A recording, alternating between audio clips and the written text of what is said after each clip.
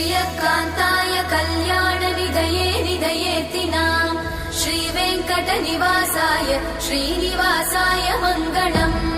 लक्ष्मी सविभ्रमालोक सुभ्रूविभ्रमचक्षुषे चक्षुषे सर्वलोकानां वेङ्कटेशाय मङ्गलम् श्रीवेङ्कटाद्रिशृङ्गाग्रमङ्गलाभरणाङ्गये मङ्गलानां निवासाय श्रीनिवासाय मङ्गलम् सर्वावयव सौन्दर्य सम्पदा सर्वचेतसां सदा सम्मोहनायास्तु वेङ्कटेशाय मङ्गलम् नित्याय निरवध्याय सत्यानन्दचिदात्मने सर्वान्तरात्मने श्रीमद् वेङ्कटेशाय मङ्गलम्